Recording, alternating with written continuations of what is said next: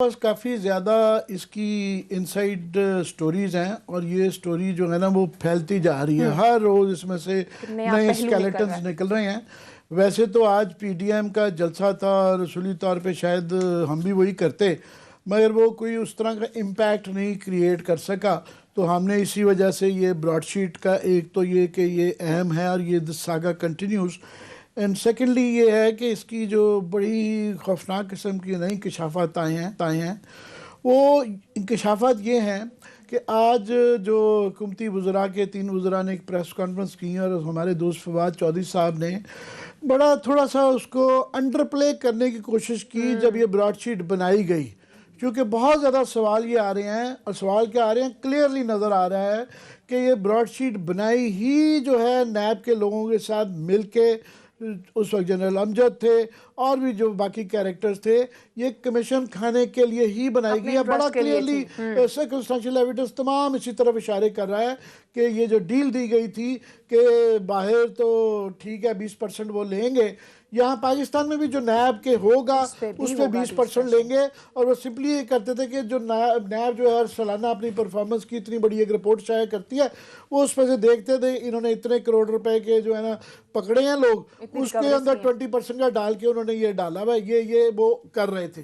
اور یہ ڈیل اس لیے جو ہے 100% ٹیلرڈ تھی، ٹیلر میڈ تھی فار سرٹن پیپل.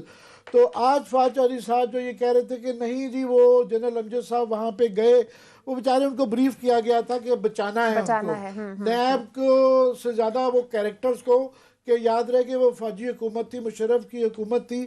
اور میں اتفاق نہیں ہے کہ اتفاق کہ چودھری فواد ہمارے دوست جو ہے مشرف کے مشیر بھی رہے ہوئے ہیں، ایکسمین بھی رہے ہوئے ہیں اور کلوز رہے ہوئے ہیں، تو آج وہ بچانے کے لیے گئے ہوئے ہیں، جس کی وجہ سے میں سمجھتا ہوں یہ جو آج کمیٹی بنائی گئی ہے اس کو پی ٹی آئی کی، اس کے اندر فواد چودھری ہمارے دوست ہیں، ناراض ہو جائیں گے پر ان کا رول بھی مشکوک ہو گیا. جس طرح شہزاد اکبر صاحب کا آگے ہم نے کہہ دیا تھا، شکر ہے ان کو نکال دیا گیا، وہ بھی ایکیوزڈ ہیں. تو فواد چودھری صاحب انڈر پلے کر رہے تھے، وہ یہ کہہ رہے تھے کہ نہیں وہ جنرل امجد گئے وہاں پہ اور وہ بڑی زبردست ان کی کمپنی تھی بلا بلا، اور وہ بالکل براڈ شیٹ کو وہ کروا رہے تھے. اور یہ طارق فواد چودھری کے رول کو بھی کہ قصور نہیں تھا، وہ کمپنی وہ تھی، بالکل نہیں تھی. یہ $300 کی کمپنی ایک رجسٹر کروائی گئی 1 مہینہ پہلے، اور یہ یہیں سے طارق فواد چودھری کا رول بڑا کروشل لگتا ہے. یہ وہ جو ہوتا ہے نا ویگنگ دا ٹیل، یہ جو دم تھی یہی ویگ کر رہی تھی کتے کو، کتا دم کو نہیں کر رہا تھا. This was the tale was this Tariq Fawad Malik. انہوں نے سب نے مل کے یہاں پہ ڈیزائن کیا جو نظر آ رہا ہے. پھر انہوں نے کہا کوئی گورا لبو باہر سے کوئی آف شور کمپنی بنائی جائے اور سارا اس طریقے سے، اس میں پھر یہ موسوی اور جیرمی اور سارے جو انگریز نام ہے نا اس میں آئے. اور فواد چودھری کا ہم نے یہ طارق فواد چودھری کا ملک کا جو ابھی تک صرف یہ آ رہا تھا کہ جی ان کا ایک ایڈریس ہے زیڈ بلاک لاہور ڈیفینس کے اندر، اور کچھ نہیں آ رہا تھا. سو کل ہم نے ان کے متعلق پتہ کرنا شروع کیا تو آج مزید تفصیلات آئی ہیں سامنے جو کہ بڑی ہوش ربا ہیں. اب میں نے خوفناک کہنا چھوڑ دیا، کانوں سے دھواں نکالنا بھی بند کر دیا ہے. ہوش ربا تفصیلات ہیں، اور وہ یہ ہیں کہ یہ صاحب جو تھے، یہ کل میں نے نام جو لیا تھا ان کے سسر کا، وہ جنرل نعیم اکبر ہیں، اور وہ اٹک کے رہنے والے تھے، فوت ہو گئے ہیں. اور وہ سرگودا سے ان کا تعلق نہیں تھا، ان کا تھا.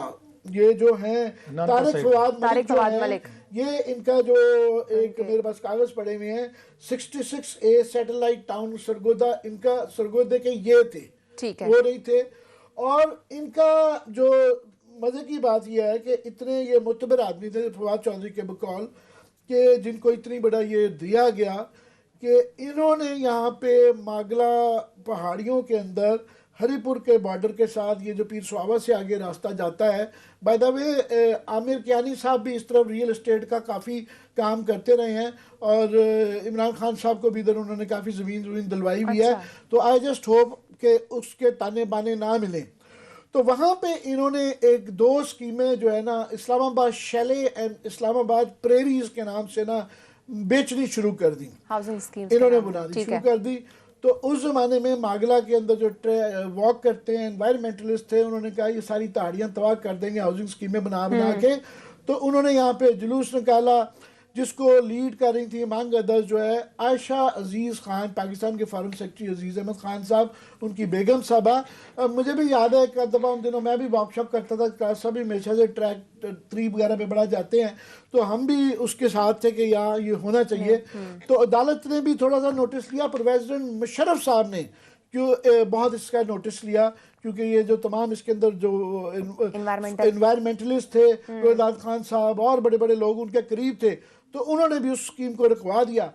بعد میں جو تھا یہ طارق فواد ملک صاحب جو ہیں، یہ ان سب کے وہاں جو اسکیمیں بنائی تھیں، تو ان سب کے انہوں نے پیسے جو انہوں نے لیے تھے وہ کوئی 11 کروڑ روپیہ اس زمانے میں تھا، ایک رقم اور بھی تھی. تو اس میں لوگوں سے لے کے نہ انہوں نے پیسے واپس کیے، نہ ان کو پلاٹ ملا، نہ کچھ ملا. اور یہ اور ان کی بیگم صاحبہ جو ہیں جنرل نعیم اکبر صاحب کی صاحبزادی مسماد مسز عائشہ فواد، وہ دونوں 80% ان کا شیئر تھا کمپنی میں اور 20% ان کا تھا. تو یہ جب ان کے اوپر کیس بنا یہ دوڑ گئے. اب یاد رہے کہ اس کو ذرا براڈ شیٹ کے ساتھ کر لیں گے. 2000 میں براڈ شیٹ بنی اور 2003-4 میں ایک طرف وہ جو ہے نا گورنمنٹ بیک آؤٹ کر رہی تھی، اسے کینسل کر رہی تھی. یہ 3-4 کے اندر ہی جو ہے نا یہ اسکیم جو اس طرح سے جو پیسے ان کو منصور الحق سے آئے تھے یا باقی جگہوں سے آئے تھے، تو یہ اس سے یہ کاروبار ہو رہا تھا رفلی. اور یہ 2003-4 کے اندر یہ فراڈ ہو رہا، اور یہ پھر جا کے انکوائری ہوئی. انکوائری ہوتے ہوئے 2008-9 میں یہ ریفرنس ان کے خلاف نیب میں بنا. ٹھیک ہے. تو آپ اس کوشچن ابھی یہ اس کے مزید وہ پھر یہ ہے کہ یہ ان کا لمبی داستانیں ہیں ان کی کرپشن کی، اس کے اندر پوری جو نیب کے ریفرنس کے اندر کہ کس طرح لوگوں سے انہوں نے پیسے تھے. بھائی ڈوبیس آدمی تھے یہ. اور پھر اس کے بعد یہ جب یہ بھاگے ہوئے تھے یہاں سے مفرور تھے، تو انہوں نے دبئی سے اپنی بہن کے نام ڈاکٹر انیس کوثر ملک صاحبہ، وائف آف ڈاکٹر امجد یاسین جو ہیں، تو ان کے نام ایک جو ہے نا ٹارنی کر دی. حالانکہ وہ نیب کے ذریعے بحق سرکار ضبط ہو چکی تھی، زمین فروزن تھی. انہوں نے جعلی ٹارننگ کے ذریعے اپنی بہن کے نام وہ مزید پلاٹ بیچ دیے. اچھا. ایک دفعہ یہ جو نا یہ ڈبل ڈسنا، ڈبل شاہ، ہر جگہ پہ ڈبل شاہ سے بھرا ہوا کام، ڈبل جیپڈی یہاں پہ انہوں نے کی کہ انہوں نے جو ہے دوبارہ وہ بیچی. تو ایک ریفرنس ان کا پھر ابھی ریسنٹلی 2002 میں آیا بنتے بنتے. سوال اس کے اندر یہ سب سے بڑا آتا ہے کہ یہ جب سیٹلمنٹ ہو رہی تھی یا مقدمات جب چل رہے تھے، جب 2008 کے اندر سیٹلمنٹ ہوئی اور وہ جو ان کی ایک جعلی کمپنی کو کولوراڈو میں پیسے ڈلیور کر دیے گئے، اس سے پہلے جب پروسیڈنگز ہو رہی، تو کسی جگہ عدالت میں یہ کیوں نہیں بتایا گیا کہ یہ ایک پروکلیمڈ افینڈر ہے، اس کے اوپر نیب کے کیسز ہیں، یہ فراڈسٹر ہے جو کہ کمپنی کا مین جس کے نام پہ کمپنی سگنیٹری ہے، Broadsheet, Tariq Fawad Malik and NAB government of Pakistan. تو اس کے اندر جو ایک پارٹی ہے وہ پاکستان گورنمنٹ کی فراڈ کے ساتھ دھوکہ کر کے یہاں سے پروکلیمڈ افینڈر ہے، نیب کا ریفرنس ہے، اور اس نے 11 کروڑ روپے لوگوں کا کھا گیا ہوا ہے.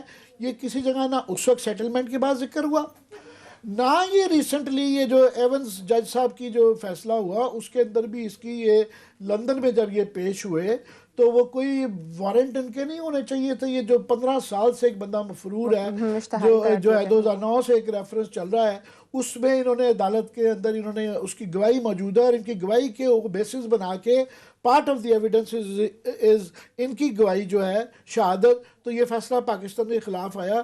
تو نیب نے، گورنمنٹ آف پاکستان نے، وکلا نے، کسی نے پوائنٹ آؤٹ نہیں کیا کہ جناب یہ آدمی کے جب آپ کی گواہی یہ پتہ چل جائے کہ ایک آدمی پروکلیمڈ افینڈر ہے اور وہ مشکوک ہے، دوڑا ہوا ہے اور فراڈسٹر ہے، تو اس کی گواہی کی ایک تو وہ کوئی وقت نہیں رہتی، مقدمہ بھی کمزور پڑ جاتا ہے.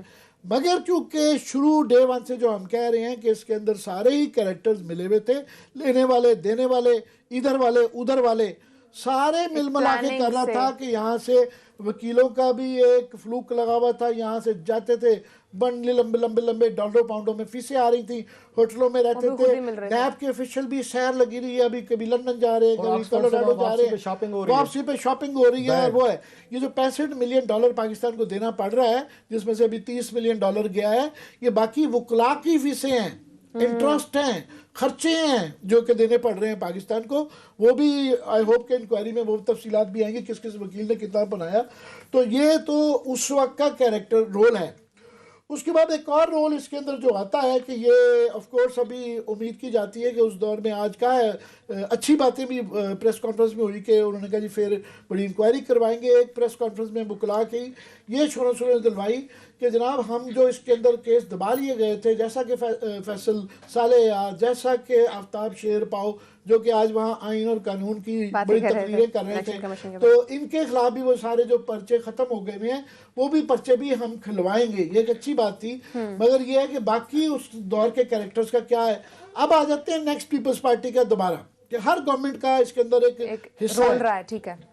پیپلز پارٹی کے دور میں یہاں پہ ان کو سیٹلمنٹ ہوئی کہ جی 1.5 ملین جو ہے نا ان کو دے دیا جائے، بلا جائے. وہ بڑی دفعہ ریپیٹ کر چکے ہیں کہ احمد بلال صوفی صاحب کا اس کے اندر اس پہ پڑ گیا ہے کہ جی وہ کہتے ہیں موسوی صاحب کہ جی میں نے منع بھی کیا تھا کہ یہ کمپنی جس کو پیسے دینے جا رہے ہیں اس کا ہمارے سے کوئی تعلق نہیں ہے، یہ جعلی بنانی کی گئی ہے کمپنی، اس کو نہ دیں. جانتے بوجھتے انہوں نے دیا. اب اس دور میں ایک رول آ جاتا ہے بیچ میں بڑا مشکوک سا، ان کا نام ہے لطیف کھوسا صاحب. یہ جو ہے پنجاب میں پیپلز پارٹی کے گورنر بھی رہے ہوئے ہیں. اور یہ جو ہیں جب سیٹلمنٹ یہ ہوئی تو اس وقت 2008 اور 7 اور 8 اور 9 میں یہ سیٹلمنٹ کے پیسے وغیرہ ہوتے رہے. تو ملک قیوم صاحب پہلے اٹارنی جنرل تھے 1 اگست 2007 سے لے کے 19 اگست 2008 تک. پھر 21 اگست کو 2008 کو لطیف کھوسا صاحب آ جاتے ہیں اور یہ 11 اکتوبر 2009 تک رہے اٹارنی جنرل پاکستان کے. بعد میں یہ گورنر بھی بنائے گئے. تو یہ ان کے دور میں، یہ میرے پاس ڈیٹس ہیں، اگر میں غلط ہوں تو مجھے درستگی کر سکتے ہیں، میں نے ویسے کاغذات سے نکالی ہیں. تو ہم نے ان کو بڑا رابطہ کیا ہے، ہوپ فلی وہ بھی دیکھیں تو کال کر سکتے ہیں، اپنا پوائنٹ آف ویو بھی ان کا ہم لینا چاہتے ہیں. ان کے لیے کافی سارے سوالات ہیں، کچھ ہم چھوڑ کے جا رہے ہیں، کل کے لیے رکھے ہوئے ہیں، وہ آ جائیں تو بڑی اچھی بات ہے. تو ان کے دور میں جو ہمیں بتایا جا رہا ہے لیجڈلی میں ذرا ڈر کے کہہ رہا ہوں کہ تھوڑی سی احتیاط کر کے ورنہ اس میں سے نکالے گئے ہیں کہ مئی 20 2008 کو جو ہے نا $6,31,626 دیے گئے جو ہے 2008 میں. اور یہ جو $8,68,384 29 سپٹمبر کو 2008 کو یہ کاغذات بتا رہے ہیں کہ دیے گئے. اس وقت لطیف کھوسا صاحب اٹارنی جنرل تھے. بعد میں یاد رہے کہ بابر اوان صاحب بھی منسٹر رہے ہوئے ہیں، سو انڈر ہز سپرویژن یہ بھی ان کا بھی شاید پوچھ لیں گے کوئی رول اس کے اندر رہا یا نہیں ہے.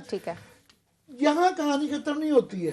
دس ڈزنٹ اسٹاپ ہیئر کہ ٹھیک ہے وہ اٹارنی جنرل تھے، وہ فیصلے ہو رہے تھے، وہ پیمنٹ کرنی تھی. مگر بعد میں لطیف کھوسا صاحب براڈ شیٹ کے وکیل بن گئے.